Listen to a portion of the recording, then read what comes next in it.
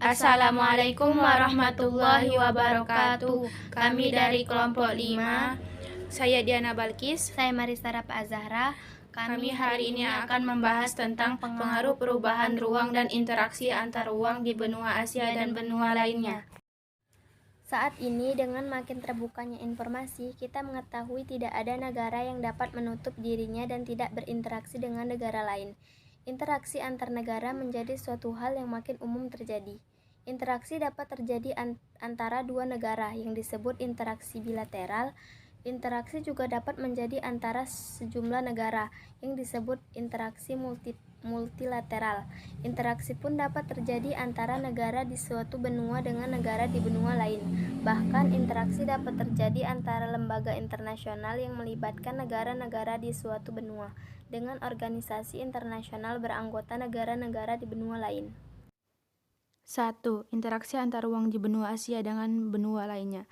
Sejak dulu telah terjadi interaksi antar penduduk di benua Asia dan interaksi penduduk di benua Asia dengan benua lainnya. Saat itu perdagangan belum digunakan mata uang, namun menggunakan barter atau pertukaran barang. Aneka barang yang diperdagangkan antara lain sutra, emas, dan logam mulia lain, batu-batu mulia, serta rempah-rempah. Perdagangan antara Asia dan Eropa berkembang luas pada masa Yunani kuno sekitar abad ke-4 sebelum Masehi. Pada abad ke-15, para pelaut Eropa antara lain dari Spanyol, Portugal, dan Belanda mulai mencari jalan untuk mendapatkan rempah-rempah langsung ke Asia Tenggara. Proses kolonialisasi Asia oleh Eropa mulai terjadi. Pada abad ke-20, banyak negara di Asia memerdekakan diri. Sejumlah negara Asia pun mulai berkembang menjadi negara utama ekonomi dunia.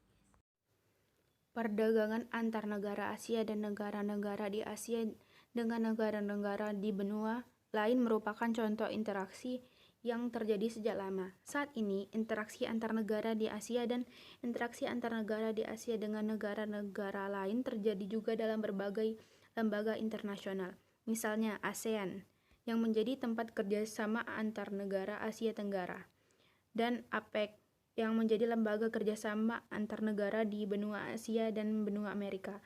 Contoh interaksi antar ruang antara benua Asia dan benua lainnya adalah interaksi Tiongkok dengan Uni Eropa (UE).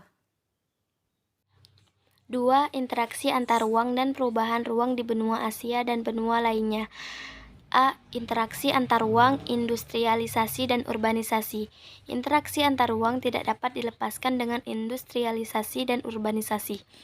Meningkatnya proses produksi di suatu wilayah mengakibatkan perpindahan penduduk ke wilayah tersebut. Umumnya proses produksi terjadi di kota dan penduduk berpindah dari desa ke kota. Pada abad ke-19, di Eropa terjadi proses penting, yaitu industrialisasi. Industrialisasi secara tidak langsung meningkatkan urbanisasi. Industrialisasi menandai pergeseran produksi dari pertanian ke industri. Adapun urbanisasi merupakan perpindahan penduduk dari desa ke kota besar. Industrialisasi dan urbanisasi kemudian menjadi proses yang berkaitan. Ketika proses produksi makin banyak terjadi di kota, makin banyak orang ke kota untuk bekerja. Kedatangan pendatang ke kota membuat faktor produksi meningkat, yaitu pekerja yang dibayar murah. Pada tahun 1850, industri di Inggris mempekerjakan sekitar 3/4 populasi laki-laki dewasa. B. Perubahan ruang. Perubahan ruang dapat terjadi akibat industrialisasi dan urbanisasi. Perubahan ruang yang terjadi antara lain sebagai berikut. 1. Perubahan fungsi lahan. Sebagian lahan-lahan yang sebelumnya digunakan sebagai lahan pertanian sebagian berubah menjadi lahan bagi proses produksi seperti pabrik dan gudang. Sebagian lagi berubah fungsi menjadi permukiman para pendatang. 2. Berkurangnya lahan pertanian. Perubahan peruntukan lahan dari pertanian menjadi lahan untuk industri dan permukiman mengakibatkan makin berkurangnya lahan pertanian. 3. Pertambahan infrastruktur untuk publik. Infrastruktur di kota bertambah seiring meningkatnya industrialisasi dan urbanisasi. Infrastruktur untuk publik seperti rumah sakit, sekolah, dan terminal untuk publik bertambah. 4. Pergeseran ruang produksi.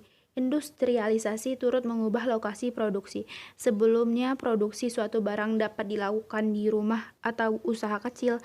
Proses Industrialisasi menggeser ruang produksi ke pabrik-pabrik yang dapat menghasilkan barang secara massal dalam waktu lebih cepat.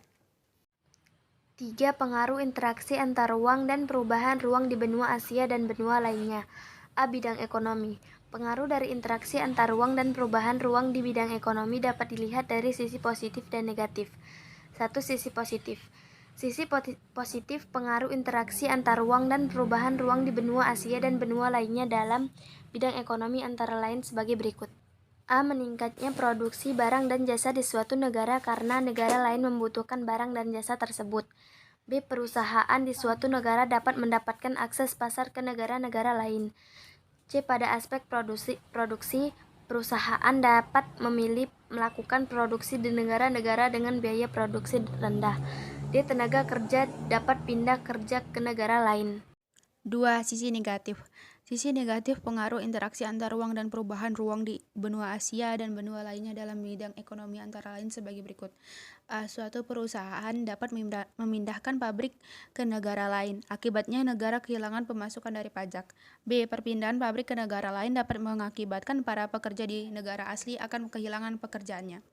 C. Bertambahnya pabrik di suatu daerah dapat menimbulkan polusi apabila limbah pabrik tidak diatur dan dijaga. D. Masuknya para tenaga kerja dari berbagai negara secara ilegal. B. Bidang sosial budaya. Pengaruh dari interaksi antar ruang dan perubahan ruang di bidang sosial budaya dapat dilihat dari sisi positif dan negatif. 1.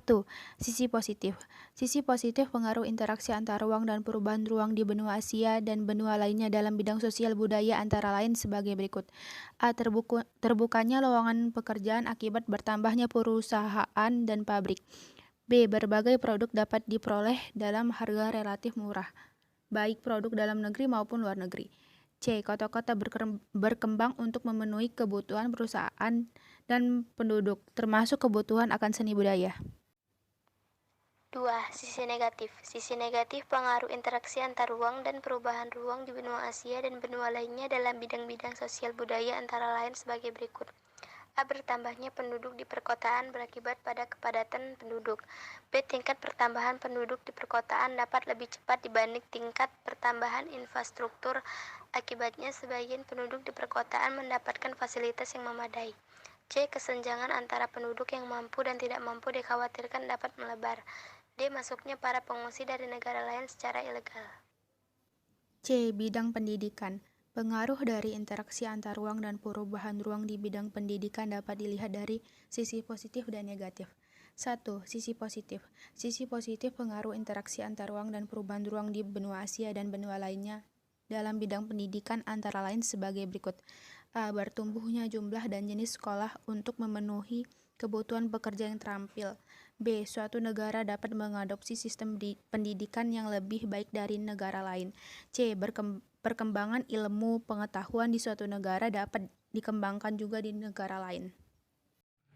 2. Sisi negatif. Sisi negatif pengaruh interaksi antar ruang dan perubahan ruang di benua Asia dan benua lainnya dalam bidang pendidikan antara lain sebagai berikut. A. Pendidikan yang baik cenderung makin mahal sehingga belum tentu semua orang akan mendapatkannya. B. Untuk memenuhi kebutuhan akan produk massal, anak-anak usia sekolah dapat didorong untuk berhenti sekolah dan langsung bekerja. D. Bidang politik. Pengaruh dari interaksi antar ruang dan perubahan ruang di bidang politik dapat dilihat dari sisi positif dan negatif. 1. Sisi positif. Sisi positif pengaruh interaksi antar ruang dan perubahan ruang di benua Asia dan benua lainnya dalam bidang politik antara lain sebagai berikut. A. Makin banyak penduduk yang mendapatkan pendidikan sehingga makin peduli terhadap hak dan kewajibannya, termasuk dalam bidang politik. B. Negara-negara dapat saling membantu dalam berbagai hal, termasuk transparansi dan demokrasi. C. Penyaluran aspirasi rakyat dapat dilakukan tidak hanya melalui partai politik, namun dapat melalui lembaga swadaya masyarakat LSM maupun media massa dan media online. 2. Sisi negatif. Sisi negatif pengaruh interaksi antar ruang dan perubahan ruang di benua Asia dan benua lainnya dalam bidang politik antara lain sebagai berikut. A. Suatu negara dapat mencampuri urusan negara lain, terutama apalagi negara tersebut memberikan pinjaman maupun bantuan teknologi ke negara lain. B. Untuk memproteksi industri dalam negeri. suatu negara dapat memberikan biaya tinggi terhadap produksi dari negara lain. Demikianlah video kami tentang pengaruh perubahan ruang dan interaksi antar ruang di benua Asia dan benua lainnya. Terima kasih. Wassalamualaikum warahmatullahi wabarakatuh.